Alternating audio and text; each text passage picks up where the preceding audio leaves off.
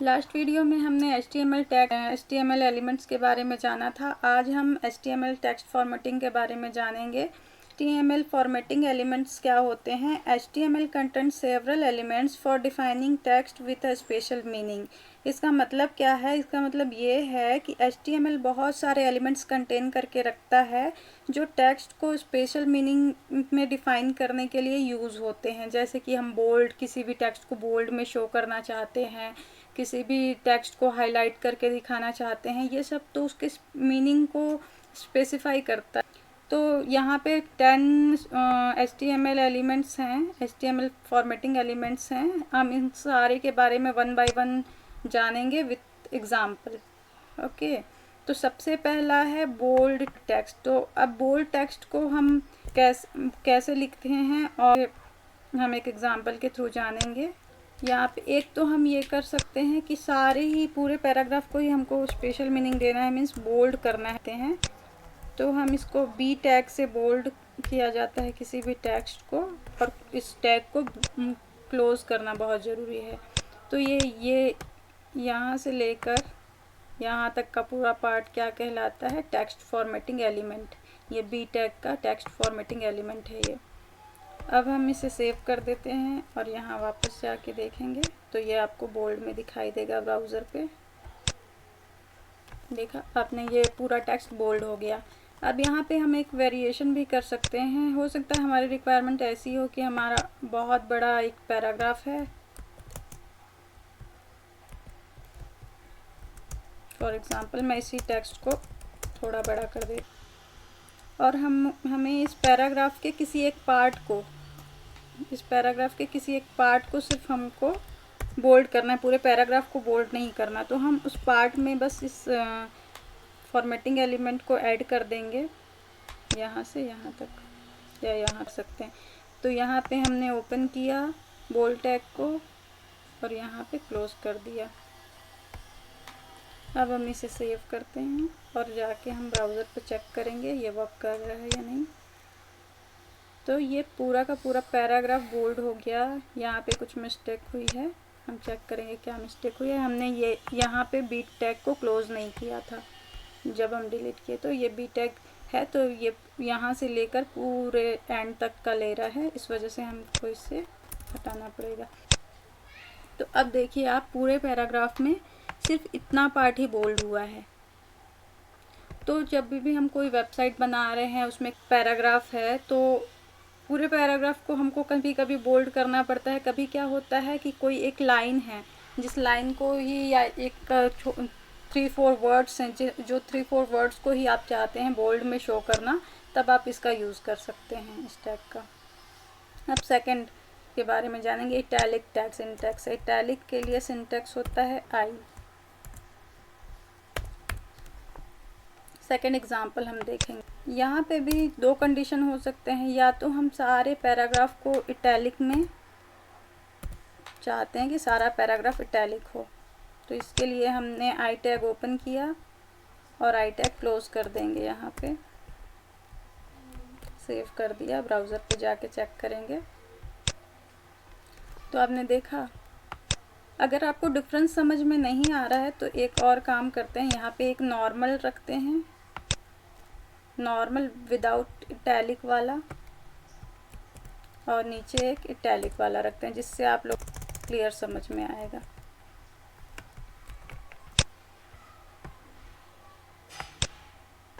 I tag का work क्या है आपको समझ में आएगा। ये फर्स्ट पैराग्राफ है, इसमें सिर्फ पी टैग है और पैराग्राफ के कंटेंट्स हैं और पैराग्राफ क्लोज हुआ है। और जो सेकंड पैराग्राफ है, इसके अंदर हमने इटैलिक टैग आई टैग भी रखा हुआ है, ओपन और क्लोज। पूरे पैराग्राफ को हम इटैलिक कर रहे हैं। तो यहाँ पे आप देखिए ये नॉर्मल है बिना किसी टेक्स्ट फॉर्मेटिंग के, और ये इटैलिक टेक्स्ट फॉर्मेटिंग के साथ है। तो ये क्या हो गया, पूरा इटैलिक में हो गया है। इसमें भी वेरिएशंस हैं। हमको पूरा पैराग्राफ को नहीं करना है इटैलिक, हमको इसके एक पार्ट को इटैलिक करना है, एक वर्ड को इटैलिक करना है, कुछ भी रिक्वायरमेंट। तो यहाँ पे हम देखेंगे कि हमको एक वर्ड ही है जिसे इटैलिक करना है, ये पैराग्राफ टेक्स्ट को इटैलिक करना है। तो सिंपल आपको यहाँ पे आई टैग को क्लोज कर देना है। जाएंगे, अब इसे हम ब्राउज़र पे जाके रन करते हैं और चेक करते हैं। देखिए ये पैराग्राफ टेक्स्ट, ये सारे टेक्स्ट नॉर्मल हैं, बट यहाँ पे जिसे हमने आई टैग के अंदर लिखा हुआ है वो इटैलिक में डिस्प्ले हो रहा है। तो आपने बोल्ड टेक्स्ट देख लिया, इटैलिक टेक्स्ट देख लिया। अब थर्ड में हम देखेंगे हमारा emphasised text. Emphasised text EM open के लिए EM, ठीक है। अब हम एम्फेसाइज्ड टेक्स्ट के लिए एग्जांपल देख लेते हैं। पी को क्लोज कर दिया। अब हम चाहते हैं इस पार्ट को एम्फेसाइज्ड एलिमेंट में शो करना, तो हम कर सकते हैं यहाँ पे EM टैग ओपन किया, EM टैग क्लोज करेंगे। अब हम चेक करेंगे ब्राउज़र पे। जो थर्ड पैराग्राफ आया यहाँ पे आप देख सकते हैं, example of emphasised text formatting element. तो जो फॉर्मेटिंग एलिमेंट्स वाले वर्ड्स हैं, ये दो वर्ड्स फॉर्मेटिंग और एलिमेंट, ये दोनों वर्ड हमको एम्फेसाइज्ड टेक्स्ट में दिख रहे हैं। एम्फेसाइज्ड टेक्स्ट का मतलब क्या है कि यहाँ पे जब भी कोई स्क्रीन रीडर रीड कर रहा है या फिर उसको देख के कोई रीड कर रहा है, तो यहाँ पे जो वर्बल स्ट्रेस आता है। नेक्स्ट क्या है? नेक्स्ट है हमारा मार्क टेक्स्ट। मार्क टेक्स्ट को हम मार्क टैग से डिनोट करते हैं। इसके लिए भी एग्जांपल देख लेते हैं, ये बहुत सिंपल है। अब हमको मार्क करना है, हम फॉर्मेटिंग वर्ड को मार्क करना चाहते हैं, तो हम क्या करेंगे? सिंपल मार्क टेक्स्ट करता क्या है, ये हाईलाइट कर देता है। जिस भी वर्ड को हमको हाईलाइट करना है या जितने सेंटेंस को हमको हाईलाइट करना है, उसको हम मार्क टैग के अंदर ओपन करेंगे। जितने, अगर हमको यहाँ पे ये दोनों वर्ड चाहिए तो दोनों को लेना है, नहीं चाहिए सिर्फ एक ही वर्ड चाहिए तो एक ही वर्ड को लेंगे और मार्क टैग को क्लोज कर देंगे। अब हम इसे देखते हैं, ये हाईलाइट कर देगा ब्राउज़र पे। एक बार चेक कर लेते हैं हम। देखिए example of mark text formatting कर दिया है। तो आप जितने एरिया को, आप हो सकता है इस पैराग्राफ में यहाँ से यहाँ तक सारे एरिया को हाईलाइट करना चाहते हैं। आपके सेंटेंस में कुछ बहुत इंपॉर्टेंट है जिसे आप हाईलाइट करना चाहते हैं, तो आप यहाँ से यहाँ तक यहाँ मार्क टैग ओपन करेंगे और यहाँ पे मार्क टैग को क्लोज कर देंगे, तो ये पूरा एरिया हाईलाइटेड शो होगा आपको। नेक्स्ट देखते हैं। नेक्स्ट है स्मॉल टेक्स्ट। स्मॉल टेक्स्ट को स्मॉल टैग से ही डिनोट करेंगे, जैसा कि इसका नाम है, कर देंगे। इसके लिए भी हम एक एग्जांपल देख लेते हैं। यहाँ पे मैंने लिख दिया है टेक्स्ट में, this is a normal text size and this is a small text size. तो यहाँ से जो this is a small text size मैंने लिखा है, यहाँ से मैं इसको स्मॉल टैग के अंदर डाल दूँगी, जिससे कि ये स्मॉल मीन्स छोटे साइज़ के टेक्स्ट में दिखेगा। स्मॉल टेक्स्ट का मतलब स्मॉल, ये साइज़ इसका छोटा कर देता है। ब्राउज़र पे रन करा के चेक करेंगे। देखिए this is a normal text size, and के बाद से जो this is a normal text size का साइज़, इसका टेक्स्ट साइज़ आप देखिए इसके कंपैरिजन में काफ़ी छोटा है, इनके कंपैरिजन में। तो इसका यही काम है कि ये टेक्स्ट के साइज़ को स्मॉल कर देता है। इसके बाद नेक्स्ट है इम्पॉर्टेंट टेक्स्ट है। इम्पॉर्टेंट टेक्स्ट के लिए हम स्ट्रॉन्ग टैग का यूज़ करते हैं।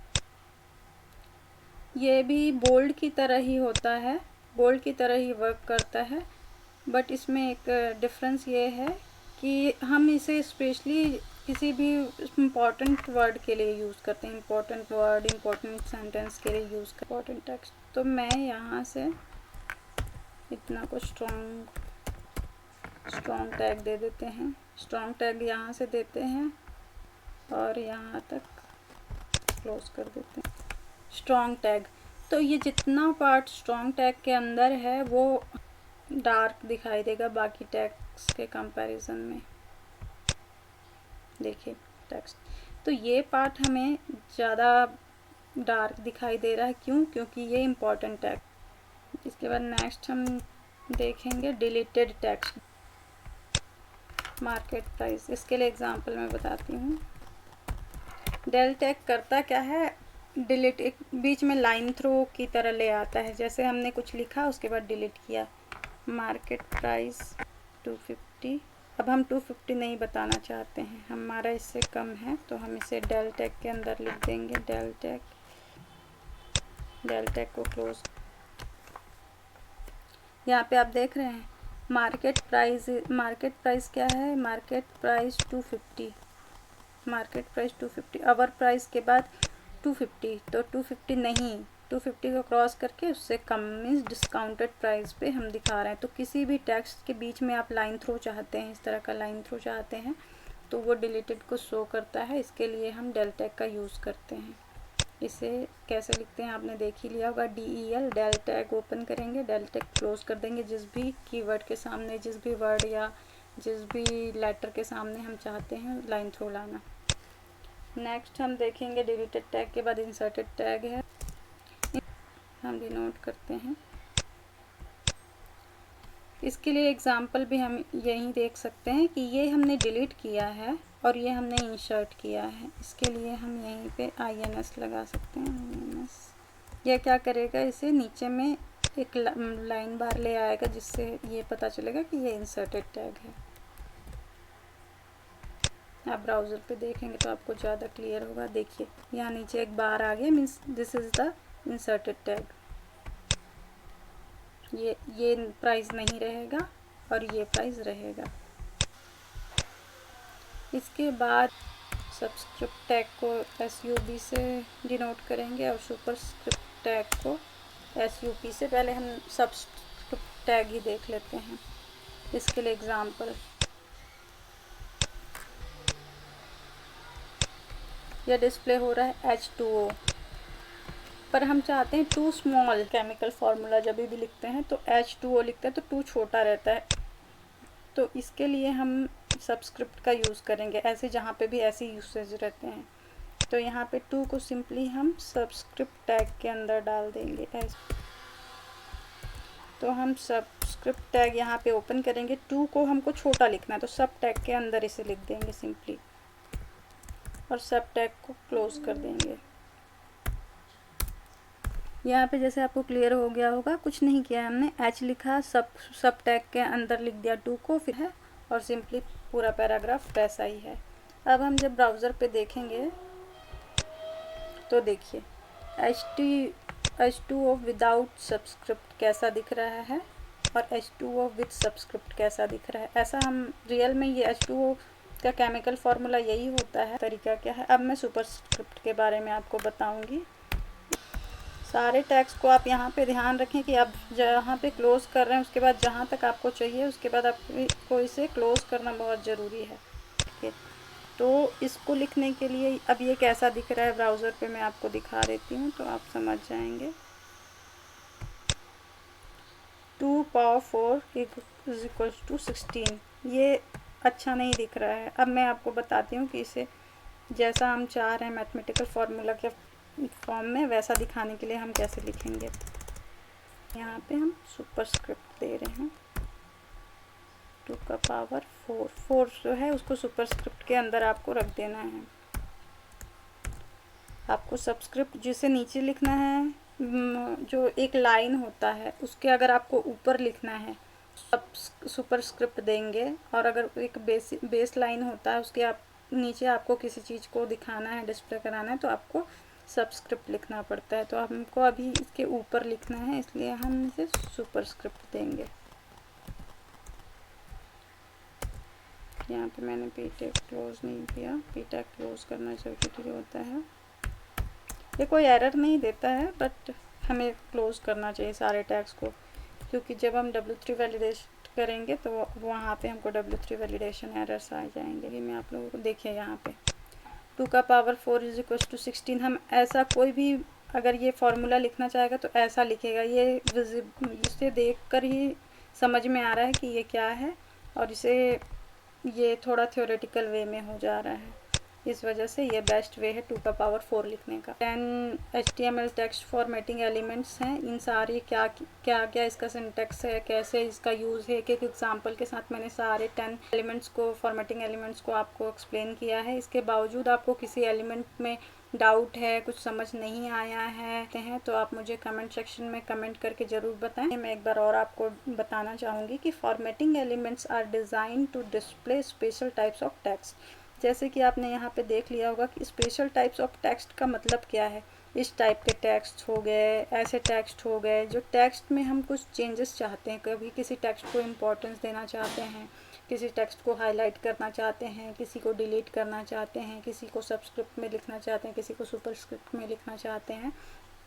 तो इस तरीके से हम लोग किसी भी स्पेशल टाइप से किसी भी टेक्स्ट को डिस्प्ले कराना चाहते हैं, उसके लिए टेक्स्ट फॉर्मेटिंग का यूज़ होता है। इसके लिए HTML में लॉट्स ऑफ यहाँ पे फॉर्मेटिंग एलिमेंट्स हैं, पर बेसिकली जो यूज़ होते हैं वो ये 10 ही टेक्स्ट फॉर्मेटिंग एलिमेंट्स हैं जो यूज़ होते हैं, जिनके बारे में मैंने आपको बता दिया है। तो फिर मिलते हैं नेक्स्ट वीडियो में, तब तक के लिए गुड बाय।